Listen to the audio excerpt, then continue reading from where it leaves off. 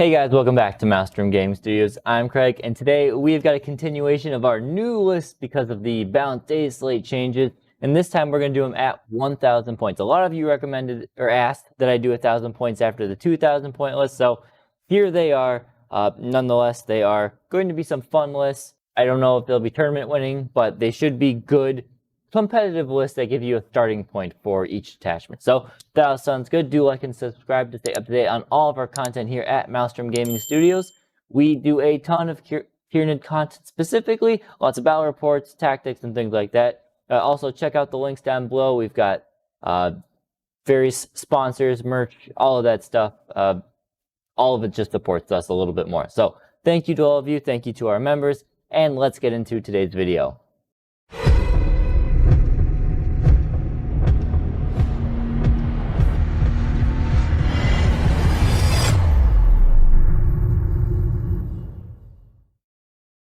All right, I'm going to preface this right off the bat.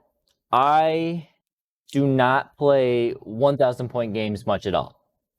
I build lists for them. I've played a few games. I've played a few team tournaments where each player has 1,000 points.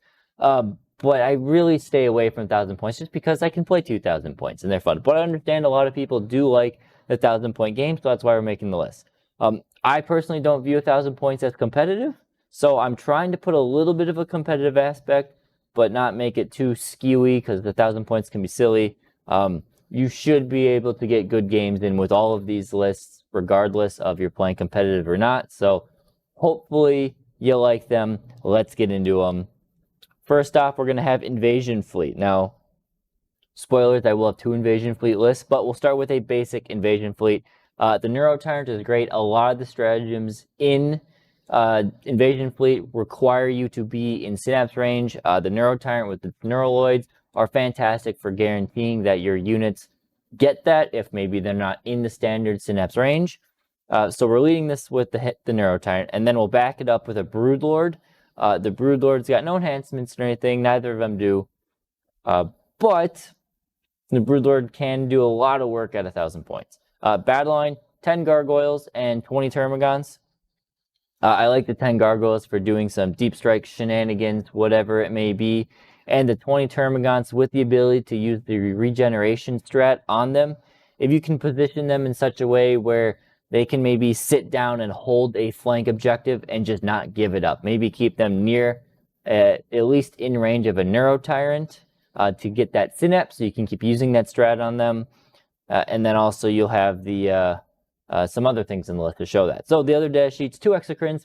Exocrines are fantastic, and they're probably even better in Invasion Fleet than almost any other detachment. The ability to get sustained hits on all of their shooting against infantry, which is their best target, or it allows them to really punch up for their strength, and gaining lethal hits will let you get a few more wounds through than you typically would otherwise. So Exocrines, great fire support, really will hammer hone your opponent if you've got 2 of those.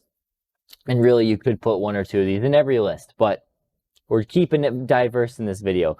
We've got 10 Gene Stealers to go with that. At 1,000 points, there are a lot less threats to shoot your Gene Stealers off the table. So 1 brick of these guys, I think, pull a lot more weight than they do at 2,000 points. So I like them there, and they have great strats that they can access at the sustained and lethals and all of that stuff.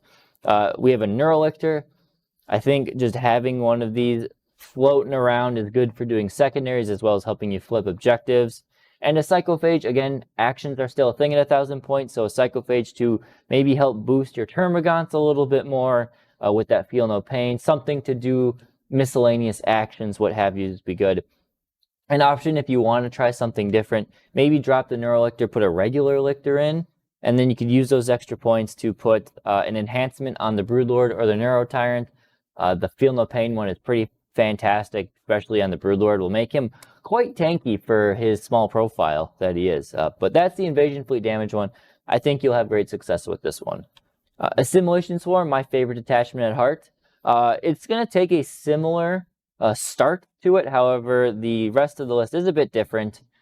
So I know I said I want diversity, but still things just happen to work out this way. Again, Neuro Tyrant, Biophagic Flow, we have the points for it, we might as well use it.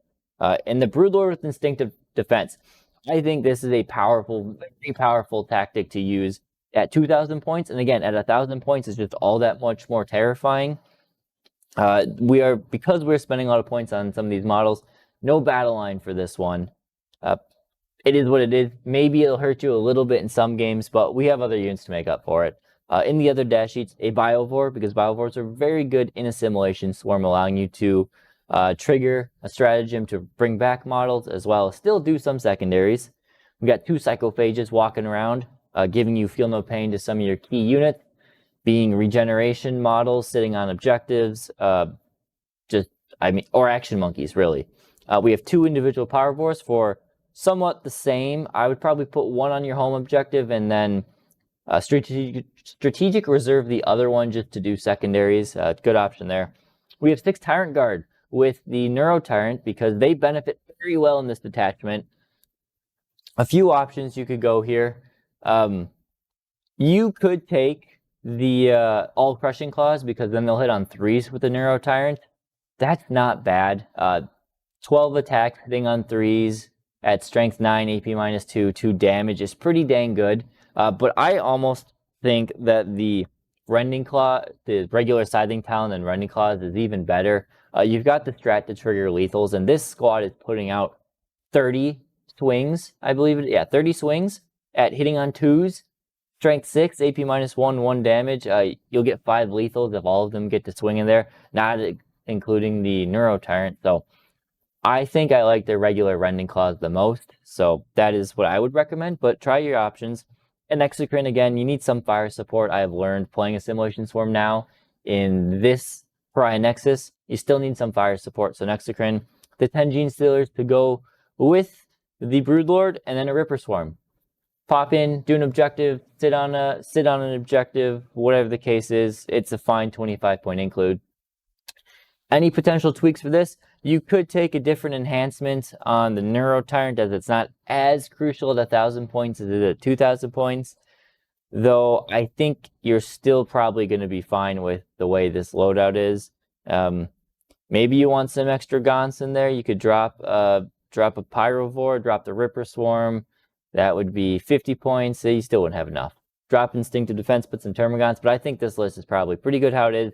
It's going to play hard, aggressive, get to those center objectives, and just hold them for the whole game. We have Crusher Stampede. Now, this Crusher Stampede, it's interesting to make those at 1,000 points because at 1,000 points, there's a good chance your opponent either has the weapons to deal with a bunch of monsters or it doesn't. There's not really a whole lot of in between. So a whole bunch of monsters at 1,000 points can be really tough for the average opponent to deal with. We're going to employ a few tricks here to make it the best. So leading off, again, a Neuro Tyrant. You get the gist of it. Neuro Tyrants are good. They're cheap. They're monsters in this, so it's even better for them. I can't complain with them at all. We're going to have Old One Eye, though.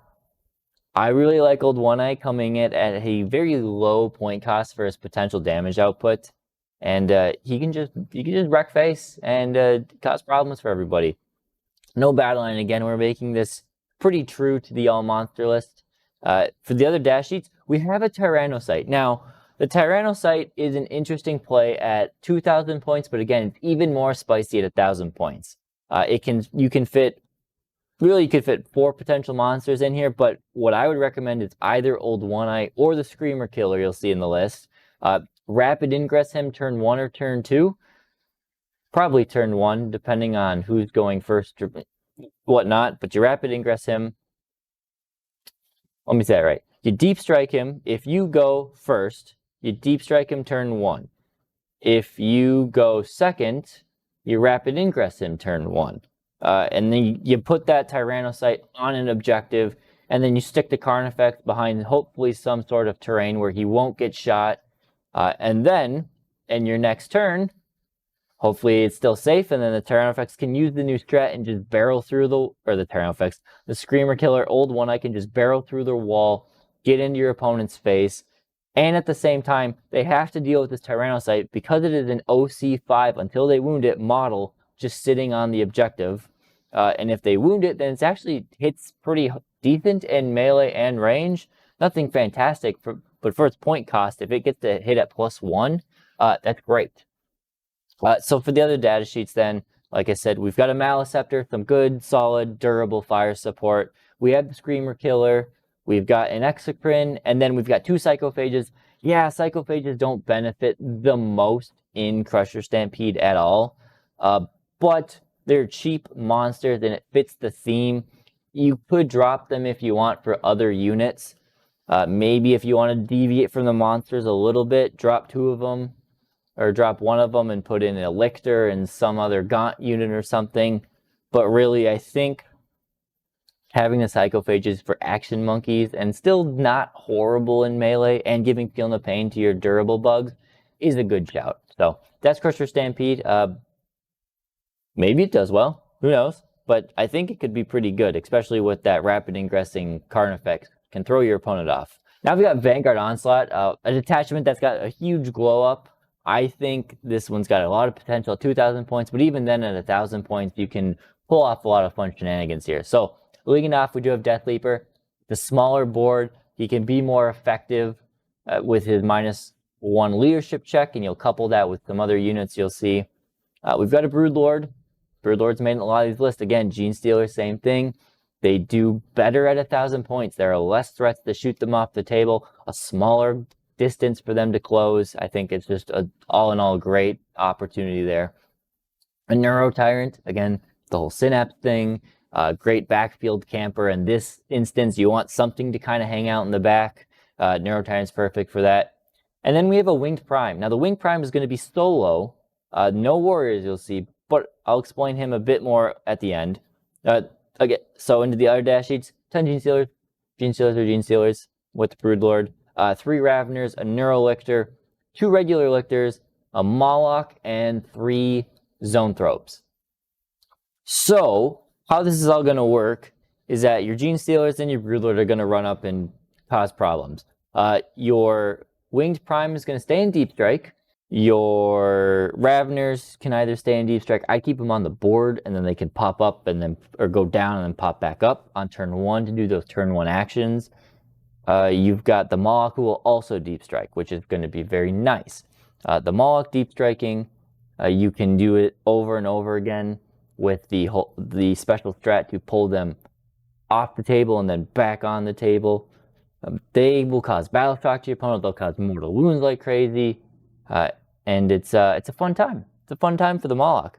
The 3 Zoanthropes, I will put them with the Neuro Tyrant. I know I said the Neuro Tyrant's a good backfield camper, but it's also not bad to have them pop on the board, shoot something, and then use that strat if you don't want to use it on the Moloch. Use that strat to pull them off and then put them back on the table on a different flank and shoot something. It's a good tactic there. Again, the Lictors and the Neurolictors are just doing their thing, and the Raveners doing their thing. You don't have a ton of hitting power outside the Gene Stealers. It's a lot more of your shenanigan tactic stuff. If you would want to tweak this list, you could drop the Raveners, and you could maybe drop the Wing Prime and put in 3 more Zoanthropes. I think that's a big all your eggs in one basket potential there, but it's good. I didn't mention the Wing Prime. I like this to just be running around and scoring objectives. It's a lone character. It's decently tough to, not lone op, it's just a lone character. It can Deep Strike, do actions, decently durable with a 4-up invuln save there, so, right? They still have a 4-up invuln save? I think so. So, not bad for 65 points. Unending Swarm, I think playing a Swarm. People want to play a Swarm army. I don't think Unending Swarm is the way to do it anymore. I think you'd rather be better off playing an Invasion Fleet. So, hopefully you're not upset at me doing this. I'm not going to make a list for Unending Swarm, but we're going to do a Swarm Invasion Fleet style list. Again, we have a Neuro Tyrant. Shocker. We then have a Tervigon with Adaptive Biology. Make that thing as durable as possible. In the battle line, we have 10 Gargoyles for deep striking shenanigans, as we like. We can also still take advantage of the strat to regen some of those. 2 units of 20 Termagants, a unit of 10 Hormigons, an Exocrine, Venomthrope, because 3 of them, and a Psychophage. The main goal here, really, you're going to pick probably the center objective. You're going to slam your Gaunts, your 2 groups of 20 Gaunts, onto that center objective. Not all of them, but you'll probably want like 5 from each squad to sit on that center objective and have the rest of them trailed back into cover, behind line of sight, near the Turvagon. And with this, the Turvagon can respawn D3 plus 3 to one squad, and you can pay the strat to bring back another D3 plus 3 to both squads, hopefully make it hard for your opponent to deal with all of them at once and just hone down that middle objective. Meanwhile, you can have the Venomthropes and the Psychophage kind of sitting around buffing that squad, and then the Gargoyles and the Hormagaunts will be there just to harass the other objectives and just try and stall. You are lacking a little bit of hitting power, or only having the Exocrine. It might be worth putting Exocrine in strategic reserve, so it can pop in, laser something, let's really plasma blast it, bioplasma blast it, and then be a threat. But really, it's just holding that center objective. Maybe you want to split them up, so you put 20 on one squad, 20 on another, but you might be spreading yourself too thin. You'll have to see how it fits on the table. Again, at 1,000 points, I don't really play it that often, so I don't know how layouts all fit. Maybe you can spread them thin like that, but yeah, I think it's just going to be better with the strat and then the feel no pain strat and all of that. It's just going to be a bit better to play this in Invasion Fleet than it would be Unending Swarm. Finally, we have Synaptic Nexus. Shocker surprise here, we have a Neurotyrant with the power of the Hive Mind. Very powerful. Again, not as many threats at 1,000 points. This one weapon just hits very hard. It can delete some good units. So we have that. Termagants, 10 of them. Again, just scoring some secondaries, moving around the board, using their reactive move, being annoying, screening, whatever you need for them. That's the Termagants. Other dash sheets, this is a firepower heavy. So we have an Exocrine and a Maliceptor. 3 Zoanthrope. Can go with the Neurotyrant. You may not want to, up to you. A Pyrovore for turning off cover, because this is a shooty heavy detachment. And a Psychophage for Action Monkey / Feel No Pain bubbles. And finally, we have a Norn Assimilator. I haven't talked about the Norns a lot on the channel. I go back and forth with them. I don't think they're the most competitive thing by any means, but I think they still can be good. The Norn Assimilator, in my opinion, is only good in this detachment. It loves everything you can get from this detachment. The Armor of Contempt strat, it being Synapse, so it can cause more battle shocks because it is within range. Well, it doesn't cause battle shocks, but when it pairs with Shadow and the Warp, it can cause those battle shocks, which you can trigger the strat to do mortal wounds to those units. It likes the 3, I never remember what these things, the imperatives. It loves the +1 to, or the +2 to its move. It loves the +1 to hit, and it kind of likes the +1 to hit if it's wounded, otherwise it doesn't, so save that for last. And it loves the 5-up Binbone as well. Again, outside of Synaptic Nexus, a Assimilator, I just don't think it's that good, but the benefits that you can get with an Assimilator are pretty good. And at 1,000 points, yes, it's closing in on a third of your army, but again, your opponent might just not have the threats to deal with it.